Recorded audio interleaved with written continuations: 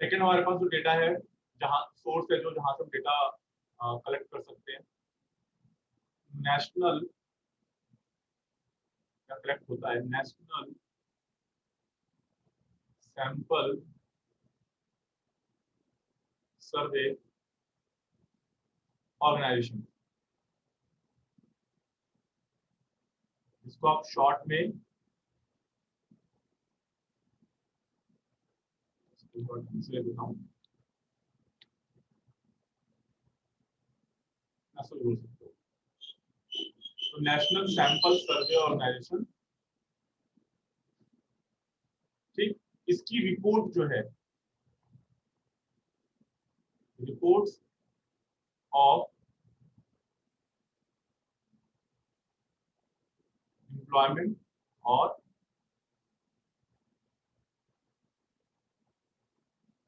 Unemployment situation के ऊपर वो आप अपनी सोर्स की तरह यूज कर सकते हो। तीसरा,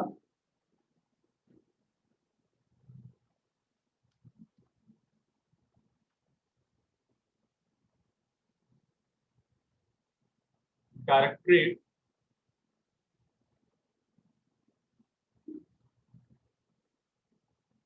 general of employment and training data of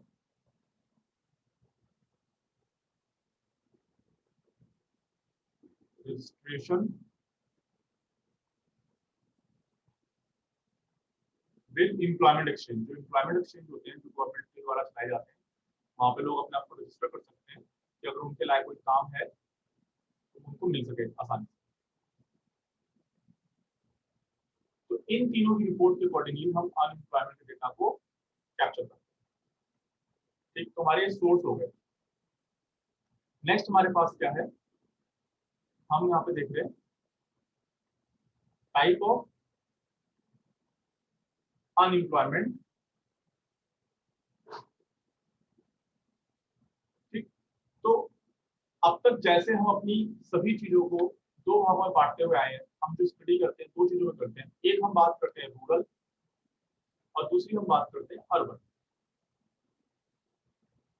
ठीक, तो ये रूरल अनएम्प्लॉयमेंट हो गया। तो जो अनएम्प्लॉयमेंट के फीचर्स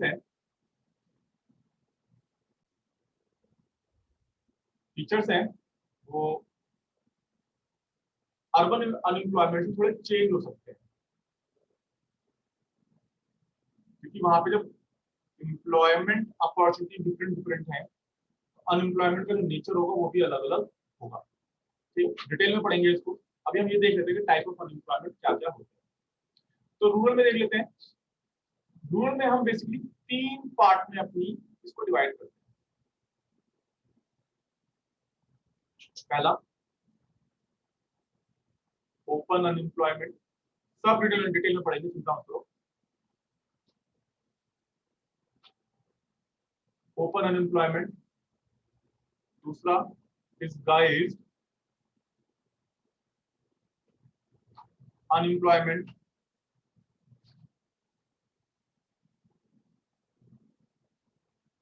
तीसरा, सीजनल अनएम्प्लॉयमेंट।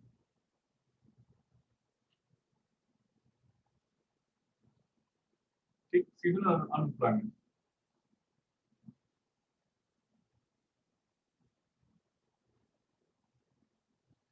देखो, जो ओपन अनएम्प्लॉयमेंट हो गया, थोड़ा थोड़ा समझ लो।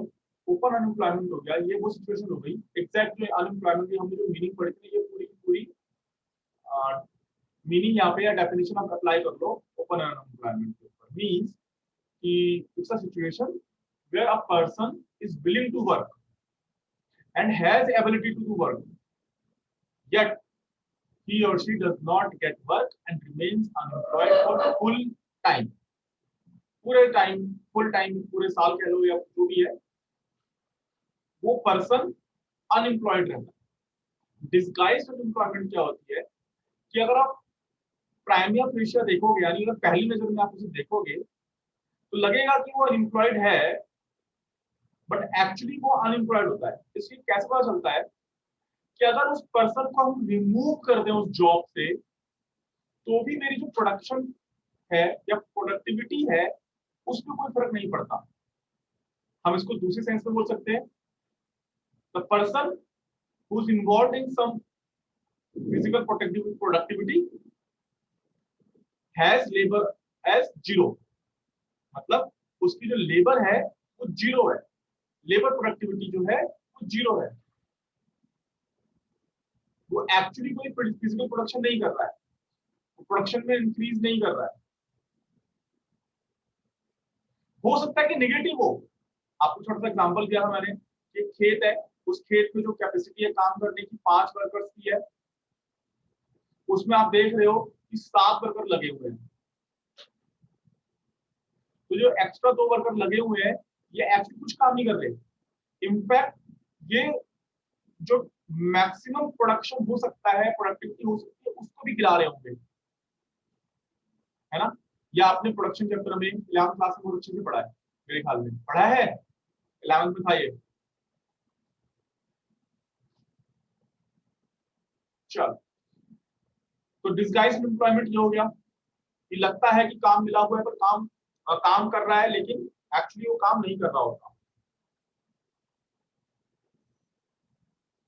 सीजनल एम्प्लॉयमेंट वो होता है, ये यूजुअली उस टाइप की अनएम्प्लॉयमेंट है जहां पे जैसे जो किसान मान लो गेहूं की खेती करता है, तो आपको पता है गेहूं जो है हाफ ईयर होता है और हाफ ईयर नहीं होता है ना।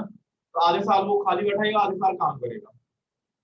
या एक पर्टिकुलर सीजन की, जैसे कोई फार्मर है सिर्फ आम उगाता है ना, आम की खेती करता है, जो भी सीजनल खेती करता है। तो ये जो सीजनल अनएम्प्लॉयमेंट है, seasonal crop related, agriculture season से रिलेटेड,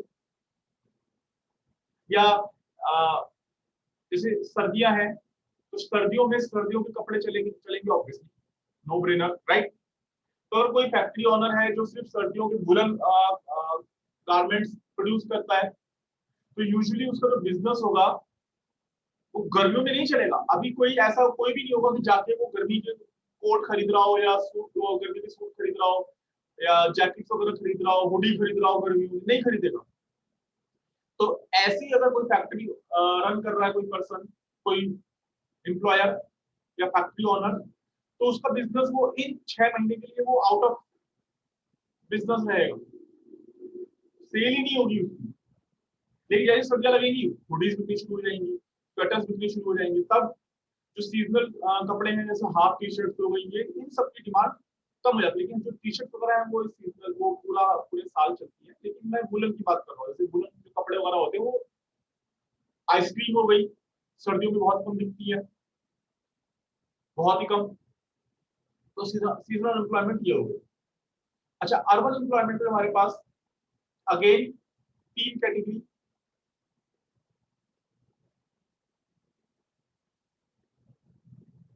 पहला इंडस्ट्रियल,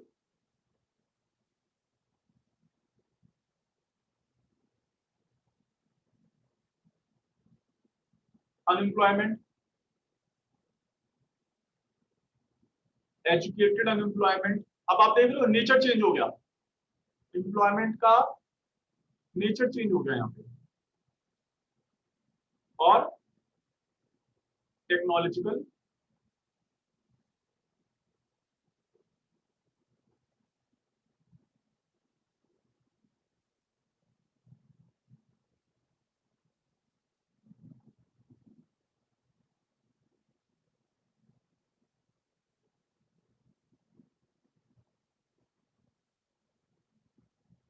चलो इनके बारे में समझ लेते हैं, इन तीनों के बारे में समझ लेते हैं। अर्बन अनएम्प्लॉयमेंट के बारे में देखो, इंडस्ट्रियल अनएम्प्लॉयमेंट कब अकर होता है कि इंडस्ट्री जैसे जैसे हमारा देश आगे बढ़ा, डेवलप हुआ, तो इंडस्ट्री सेक्टर इंप्रूव होनी शुरू हुई, है ना। लोगों को इंडस्ट्री सेक्टर में काम करना अच्छा लगने लग गया, इसमें काम करना शुरू हो गया। इंडस्ट्री सेक्टर जहाँ पे हम जैसे कहते हैं फैक्ट्रीज, है ना, फैक्ट्रीज वगैरह हो गई जहाँ पे मैन्युफैक्चरिंग रिलेटेड काम होता है, कुछ भी बनाया जा रहा है, क्रिएट किया जा रहा है, लेकिन सबसे बड़ी प्रॉब्लम यहाँ पे हमारे साथ ये हो गई कि इंडिया की जो पॉपुलेशन रेट है वो बहुत ही हाई है। जो ग्रोथ रेट पॉपुलेशन है इंडिया का वो बहुत ज्यादा है, लेकिन उस हिसाब से इंडस्ट्रीज एक्सपेंड नहीं हो पा रही है। इंडस्ट्री सेक्टर उस स्पीड से या उस रेट से एक्सपेंड नहीं हो पाया।